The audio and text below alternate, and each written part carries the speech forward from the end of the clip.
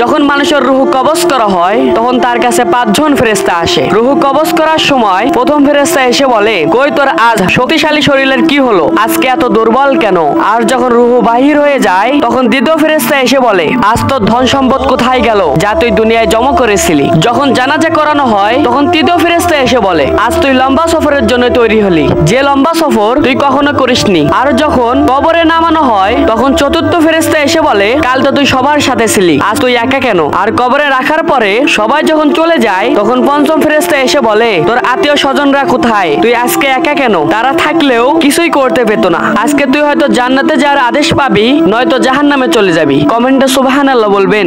আপনি কি জানেন শয়তান জান্নাত থেকে বের হওয়ার সময় আল্লাহর কাছে কি চেয়েছে? চলুন তা জেনে নেই। শয়তান যখন জান্নাত থেকে বের হয় তখন আল্লাহ পাককে জিজ্ঞাসা করেছিল, আল্লাহ আমি থাকবো কোথায়? আসমান জমিন সবই তো আপনার সৃষ্টি। আল্লাহ শয়তানকে হুকুম দিলেন, যে জায়গায় গুনাহ হবে তুই ওইখানে থাকবি। শয়তান আবার জিজ্ঞাসা করলো, আল্লাহ আমি খাবো কি? শয়তানকে বললেন, আমার যে বান্দা বিসমিল্লাহ না বলে যে খাবার খাবে ওইটাই হবে তোর খাবার। শয়তান আবার জিজ্ঞাসা করলো, আল্লাহ আমি পান করবো কি? শয়তানকে বললেন, মদ ও খারাপ পানি তুই পান করবি। শয়তান আবার আল্লাহ তাআলাকে জিজ্ঞাসা করলো, আল্লাহ আপনি আদম সন্তানদের কিতাব দিয়েছেন, আমার জন্য কি আছে? আল্লাহ শয়তানকে বলল, তোর জন্য রয়েছে জাদুর কিতাব। কমেন্টে একবার হলেও আল্লাহর নামটি লিখবেন। আপনি কি জানেন আল্লাহ পাক টিকটিকিকে কেন বানিয়েছেন? চলুন তা জেনে নেই। একদিন মুসা আলাইহিস সালাম আল্লাহর সাথে কথা বলছিলেন, ঠিক সেই সময় গাছ থেকে একটা টিকটিকি এসে মুসা আলাইহিস সালামের শরীরে পেশাব করে দেয়। টিকটিকির এই কাজ দেখে মুসা আলাইহিস সালাম টিকটিকির উপর অনেক রেগে যায়। মুসা আলাইহিস সালাম সাথে সাথে আল্লাহ তাআলাকে জিজ্ঞাসা করলো, আল্লাহ আপনি টিকটিকিকে কেন বানিয়েছেন? সে তো আমাদের কোনো কাজেই আসে না। আল্লাহ পাক বললেন, এই টিকটিকিটাই কিছুদিন আগে আমাকে জিজ্ঞাসা করেছিল, আল্লাহ আপনি মুসা আলাইহিস সালামকে কেন বানিয়েছেন? সে তো আমার কোনো কাজেই আসে না। মুসা আলাইহিস সালাম এই কথা শুনে ভিতরে অনেক লজ্জা পেলেন। আল্লাহ পাক বললেন, হে মুসা তুমি জেনে রাখো আমি কোনো কারণ ছাড়াই কোনো কিছু সৃষ্টি করি না। কমেন্টে আল্লাহু আকবার বলবেন। মৃত্যু 40 দিন আগে মানুষ 3টি স্বপ্ন দেখে। তাকে সেই 3টি স্বপ্ন চলুন তা জেনে নেই। 1 নাম্বার স্বপ্ন হলো, স্বপ্নের মধ্যে আপনি যদি দেখেন আপনার মৃত বাবা মা আত্মীয় স্বজন তারা আপনাকে কবর থেকে ডাকতেছে তাদের কাছে যাওয়ার জন্য। 2 নাম্বার স্বপ্ন হলো, স্বপ্নের মধ্যে যদি দেখেন এক দেশ থেকে আরেক দেশে আপনি সফরে যাচ্ছেন। 3 নাম্বার স্বপ্ন হলো, স্বপ্নের মধ্যে যদি দেখেন আপনার হাতের মধ্যে একটা পাখি ছিল, সেই পাখিটা আপনার হাত থেকে ছটফট করে উড়ে গেল। এই 3টি স্বপ্ন দেখলেই বুঝতে হবে যে আপনার মরণ খুব নিকটে, খুব তাড়াতাড়ি আপনি না ফেরার দেশে চলে যাবেন। কমেন্টে আল্লাহু আকবার বলবেন।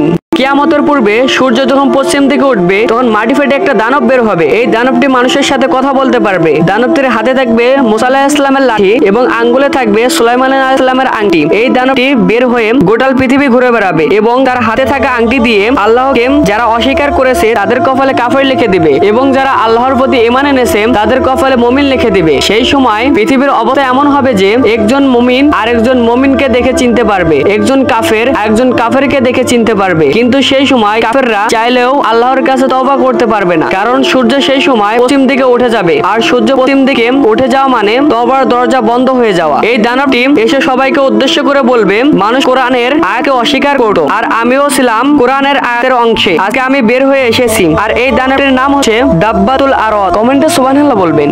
আপনি কি জানেন মহানবী সাল্লাল্লাহু আলাইহি ওয়াসাল্লাম তার মৃত্যুর কিছুদিন আগে কি হয়েছিল? চলুন তা জেনে নেই। একদিন মহানবী সাল্লাল্লাহু আলাইহি ওয়াসাল্লাম বাকিয়া নামক কবর জিয়ারত করতে যান। কবর জিয়ারত করে ফিরে আসার পর মহানবী সাল্লাল্লাহু আলাইহি ওয়াসাল্লাম তার অনেক মাথা ব্যথা করতে থাকে এবং মহানবী সাল্লাল্লাহু আলাইহি ওয়াসাল্লাম জ্বরে আক্রান্ত হয়ে পড়ে। নবীজির জ্বর প্রায় একটানা 13 দিন ছিল। তখন নবীজির মৃত্যুর সময় হয়ে গেল। তখন আল্লাহ তাআলা আজরাইল আলাইহিস সালামকে বলল, হে আজরাইল তুমি কি জানো আজকে তুমি কার রূহ কবজ করতে যাচ্ছ? সে হলো আমার প্রাণের বন্ধু। সে যদি তোমাকে অনুমতি দেয় তাহলে তুমি তার রূহ কবজ করতে পারবে, আর যদি সে অনুমতি না দেয় তাহলে তুমি ফিরে আসবে। এরপর আজরাইল আলাইহিস সালাম নবীজির কাছে আসলো এবং নবীজিকে সালাম দিয়ে বলল, হে আল্লাহর রাসূল আমি মালাকুল মউত, আপনি যদি অনুমতি দেন তাহলে আপনার রূহ কবজ করতে পারবো, নয়তো ফিরে যেতে হবে। মহানবী সাল্লাল্লাহু আলাইহি ওয়াসাল্লাম তাকে অনুমতি দিলেন। তখন নবীজির রূহ কবজ করা হলো। কমেন্টে সুবহানাল্লাহ বলবেন। কে এই ব্যক্তি যে নিজের মরণ দেখে হাসতেছে? চলুন তা জেনে নেই। এই ব্যক্তির নাম হচ্ছে হামজা। তিনি একজন কম্পিউটার হ্যাকার। পৃথিবী তাকে স্মাইলিং হ্যাকার নামে জানে। এই ব্যক্তি একটি ভাইরাস তৈরি করেছে এবং সেই ভাইরাস দিয়ে আমেরিকার 200টি ব্যাংক থেকে $240 মিলিয়ন চুরি করেছে এবং সেই ডলার ফিলিস্তিনিদের মধ্যে দান করেছে। তাকে যখন জিজ্ঞাসা জিজ্ঞাসা করা হলো, আপনার মরণের সময় এত হাসতেছেন কেন? তিনি বললেন, আমার ছোটবেলা থেকে একটা স্বপ্ন ছিল আমেরিকার হারাম টাকা গরিব মানুষের মধ্যে দান করে দেওয়া, তা আজকে সত্যি হয়েছে, তাই আমি আজকে আমার মরণ দেখে হাসতেছি।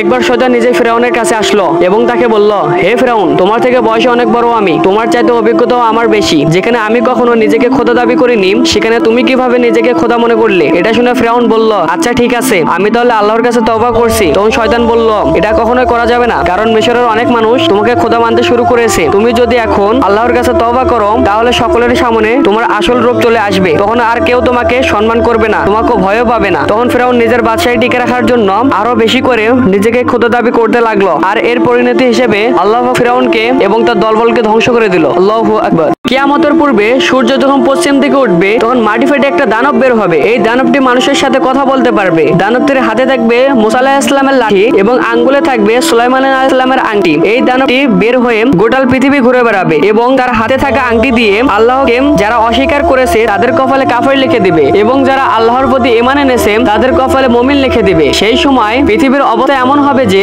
একজন মুমিন আরেকজন মুমিনকে দেখে চিনতে পারবে, একজন কাফের একজন কাফেরকে দেখে চিনতে পারবে। কিন্তু সেই সময় কাফেররা চাইলেও আল্লাহর কাছে তওবা করতে পারবে না, কারণ সূর্য সেই সময় পশ্চিম দিকে উঠে যাবে, আর সূর্য পশ্চিম দিকে উঠে যাওয়া মানে তওবার দরজা বন্ধ হয়ে যাওয়া। এই দানবটি এসে সবাইকে উদ্দেশ্য করে বলবে, মানুষ কোরআনের আয়াতকে অস্বীকার করত, আর আমিও ছিলাম কোরআনের আয়াতের অংশে। আজকে আমি বের হয়ে এসেছি। আর এই দানবটির নাম হচ্ছে দাব্বাতুল আরদ। সুবহানাল্লাহ। এক এলাকায় একটা প্রসিদ্ধ কূপ ছিল। সে এলাকার সমস্ত লোকেরা সেই কূপ থেকে পানি নিত।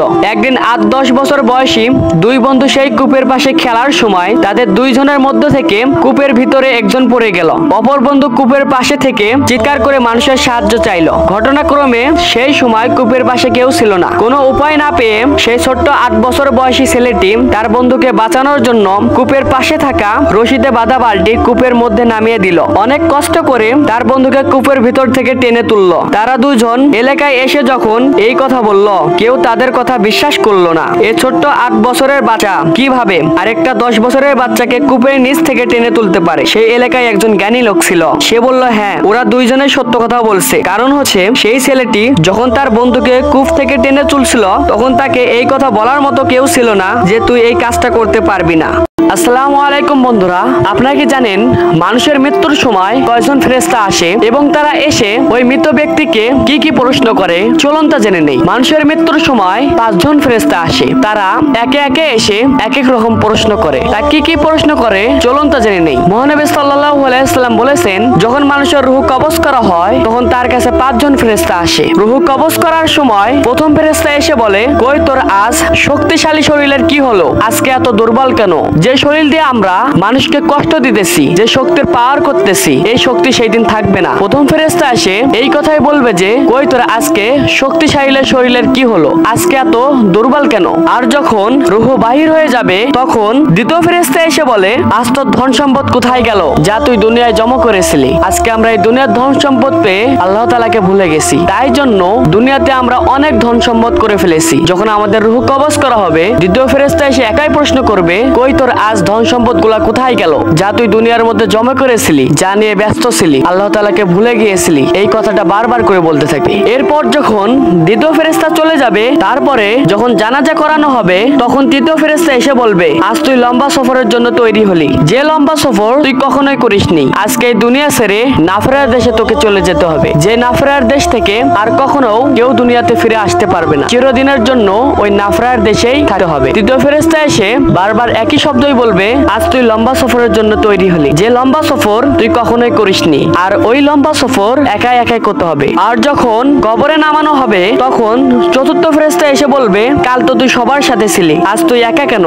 মারা যাওয়ার পর আমাদেরকে সবাই একাই কবরের মধ্যে থাকতে হবে, ওই অন্ধকার কবরে একাই থাকতে হবে, কেউ আমাদের সাথে ওই অন্ধকার কবরে যাবে না। তাই জন্য চতুর্থ ফেরেশতা এসে বারবার একই শব্দ বলবে, কাল তো তুই সবার সাথে ছিলি, আজকে তুই একা কেন? কবরে রাখার পরে সবাই যখন চলে যাবে তখন পঞ্চম ফেরেশতা এসে বলবে, তোর আত্মীয় স্বজন বন্ধু বান্ধবরা কোথায়? তুই আজকে একা কেন? তারা থাকলেও আজকে কিছুই করতে পেত না, তারা তোকে কোনোভাবে সাহায্য করতে পারবে না। আজকে তোকে এই দুনিয়াতে একাই চলতে হবে। পৃথিবীর মাঝে যে সওয়াব করেছিলি, যে আমল করেছিলি, তাই আজকে তোর সাথে যাবে, তাছাড়া আজকে কেউ তোর সাথে থাকবে না। এরপরে ওই ফেরেশতা বলবে, আজকে তুই হয়তো জান্নাতে যার আদেশ পাবি, আর না হয় জাহান্নামে যার আদেশ পাবি। আল্লাহ পাক আমাদের সঠিক আমল দেখে জান্নাতে প্রবেশ করান, আমিন। আর এইরকম শিক্ষামূলক ভিডিও পাওয়ার জন্য আমাদের চ্যানেলটিকে সাবস্ক্রাইব করে রাখবেন, যাতে আমরা সবাই মিলে আল্লাহ তাআলার পথেই থাকতে পারি ইনশাআল্লাহ। যখন মানুষের মৃত্যুর সময় হয়ে আসে, তখন মানুষ মৃত্যুর 40 দিনের মধ্যে 3টি স্বপ্ন দেখে। যে 3টি স্বপ্ন দেখলে বুঝতে হবে যে আপনার সময় ফুরিয়ে গেছে, আপনার মরণ খুব নিকটে, আপনি অনেক তাড়াতাড়ি না ফেরার দেশে চলে যাবেন। সেই দেশ থেকে আর কখনো ফিরে আসা যাবে না, সারা জনম ওই না ফেরার দেশেই থাকতে হবে। চলুন তা জেনে নেই, মৃত্যুর 40 দিন আগে কোন 3টি স্বপ্ন দেখলে বুঝতে পারবেন যে আপনার মরণ খুব নিকটে, আপনাকে চলে যেতে হবে না ফেরার দেশে। 1 নম্বর স্বপ্ন হলো, আপনার মৃত মা বাবা আত্মীয় স্বজন যারা মারা গেছে, তারা আপনাকে তাদের কাছে যাওয়ার জন্য কবর থেকে স্বপ্নের মধ্যে আপনাকে ডাকবে। এই স্বপ্নটি দেখলে বুঝতে হবে যে আপনার মরণ খুব নিকটে এবং আপনাকে চলে যেতে হবে না ফেরার দেশে। 2 নম্বর স্বপ্নটি হলো, আপনি যদি স্বপ্নের মধ্যে দেখেন আপনি এক দেশ থেকে আরেক দেশে সফরে যাচ্ছেন, তখন আপনার ভেবে নিতে হবে যে আপনার মরণ অতি নিকটে, আর তখন আপনি কোনোভাবেই মরণের কাছ থেকে পালাতে পারবেন না। যতই দূরে যান না কেন, মরণ আপনার কাছে ঠিক চলে আসবে। 3 নম্বর স্বপ্ন হলো, আপনি যদি স্বপ্নের মধ্যে দেখেন আপনার হাতে একটা পাখি ছিল, সেই পাখিটা আপনার হাত থেকে ছটফট করে উড়ে গেল, তখন আপনার বুঝতে হবে যে আপনার জীবনের শেষ সময় চলে এসেছে, আপনার মরণ খুব কাছে, আপনাকে খুব তাড়াতাড়ি ওই কঠিন অন্ধকার কবরে আপনাকে চলে যেতে হবে। এই পৃথিবী আপনাকে বিদায় জানাবে না ফেরার দেশে যাওয়ার জন্য। কমেন্টে সবাই আল্লাহু আকবার বলবেন। আর এই রকম শিক্ষামূলক ভিডিও পাওয়ার জন্য আমাদের চ্যানেলটিকে সাবস্ক্রাইব করে রাখবেন, যাতে আমরা আপনাদের সাথে থেকেই আল্লাহ তাআলার পথে চলতে পারি। আল্লাহুম্মা আমিন।